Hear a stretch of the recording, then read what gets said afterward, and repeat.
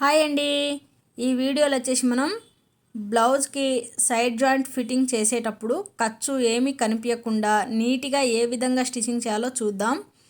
ముందుగా ఇక్కడ నేను రైట్ సైడ్ వైపున మనం ఎప్పుడైనా స్టిచ్చింగ్ చేసేటప్పుడు రాంగ్ సైడ్ వైపున లైనింగ్ వైపున మనం స్టిచ్చింగ్ చేసుకుంటాం కదా, అలా కాకుండా ఈ ఖర్చు మనకి ఇలాంటి పట్టు బ్లౌజ్కి మనకి ఇంట్లో ఓవర్లాక్ మిషన్ లేనప్పుడు ఇంట్లో కుట్టేటోళ్ళకైతే ప్రతి వాళ్ళకైతే ఉండదండి.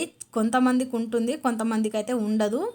అలాంటప్పుడు నేను చెప్పే ఈ టిప్స్ అయితే ఫాలో అవ్వండి. మీకు తప్పకుండా ఓవర్లాక్ మిషన్తో పని లేకుండా చాలా నీట్గా ఫినిషింగ్ అనేది మీరు స్టిచ్చింగ్ చేయగలుగుతారు. కాబట్టిగా ఇక్కడ నేను రైట్ సైడ్ వైపున స్ట్రైట్గా ఒక స్టిచ్చింగ్ వేసుకున్న తర్వాత దీనికి లైనింగ్ సైడ్ వైపున తిప్పేసుకోవాలి. ఇలా తిప్పేసుకున్న తర్వాత ఈ హ్యాండ్ జాయింట్ ఉంది కదా, ఈ హ్యాండ్ దగ్గర రెండు ఖర్చులు అనేది మనకి కలిసిపోయేటట్టుగా ఉండాలండి. ప్లస్ గుర్తు అనేది మనకి అక్కడ కనిపించాలి. ఆ తర్వాత మనకి హ్యాండ్ ఎంత ఫిట్టింగ్ ఉందో అంతవరకు అయితే మార్కింగ్ చేసుకొని హ్యాండ్ ఫిట్టింగ్ నుంచి మనం స్టార్టింగ్ అనేది చేయాలి. ఇక్కడ చివరికి రఫ్ ఇచ్చుకొని ఇలా స్ట్రైట్గా ఒక కుట్టు అనేది లాగేయాలి. ఈ రెండు ఖర్చులు అనేది పై వైపున ఉండేటట్టుగా చూసుకోండి.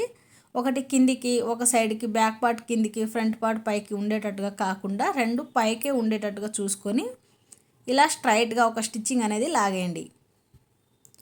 ఈ చివరి కూడా రఫ్ ఇచ్చుకోండి.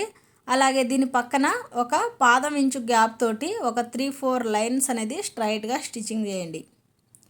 మన వీడియో నచ్చితే లైక్ చేసి ఛానల్ని సబ్స్క్రైబ్ చేసుకోండి ఫ్రెండ్స్, సపోర్ట్ చేయండి.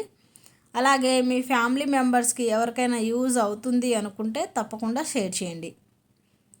చూసారు కదా, ఇలాగా ఒక 3-4 లైన్స్ అనేది స్ట్రైట్గా మీరు స్టిచ్చింగ్ అనేది చేయండి. చాలా నీట్గా ఫినిషింగ్ అనేది చాలా బాగుంటుందండి.